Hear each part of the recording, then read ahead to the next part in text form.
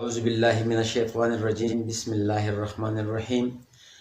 لا إله إلا الله محمد رسول الله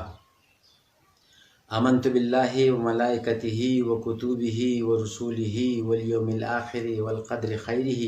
وشره من الله تعالى والبعث بعد الموت. زما ګرانو اوریدونکو کتونکو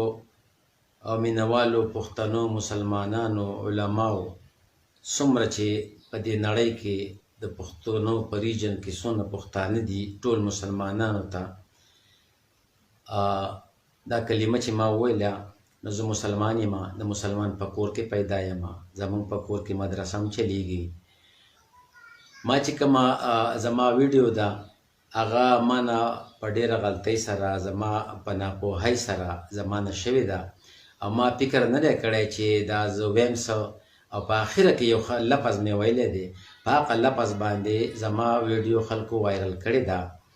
او هغه ویډیو چې ده هغه چې ما وکته خدای شته زه خفه شوم، خو خوشحاله په دې شوم چې ما ته یو مسلمان ورور مې زما مینوالو ما ته خپله غلطي په ګوته کړه. نو زه د هغه خپلې غلطۍ معافي غواړم د خپل الله نه او بیا ستاسو نه او ستاسو د ټولو چینل والو نه هم معافي غواړم او تاسو چې زما مطابق څه کمنټس ورکړي دي که هغه ښه ورکړي دي او که بد یې ورکړي دي ما د الله د رضا دپاره تاسو ټول معاف کړي او الله دې ما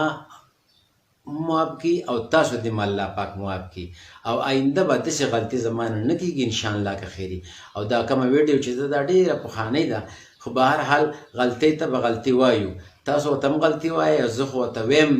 ځکه چې ما ته به ګوته شوه او دغه زما دوستان دي، دغه زما رونه دي، دغه زما د اسلام رونه دي چې ما ته غلطي په ګوته کړه. نو ستاسو ډېره مهرباني او انشاءالله زه به آینده دپاره داسې نه کوم. زما توبه ده د الله نه او د الله نه معافي غواړم، بیا ستاسو نه معافي غواړم. که د چا دلازاري شوي چا زړه ته ټیس رسېدلی نو زه ترې معافي غواړم او ما معاف کوئ او امید دی چې تاسو به داسې کوئ ځکه چې الله پاک د سلو مړو او د سلو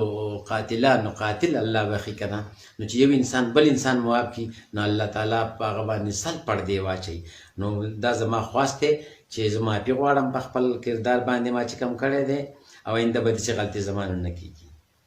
او په آخره کې زما دا خواست دی چې زما کومې ویډیوګانې چلیږي هغه تاسو مهرباني وکړئ د خپلو خپلو چینلونه ډیلیټ کړئ او زما دا عرضي او دا معافینامه دا شیر کړئ چې دې خلکو ته ورسي او خوشحاله هم شي او زما هغه مداوه وشي د زړه هغه. او زه به ډېر په ټینشن کې یم، خفه شوی یم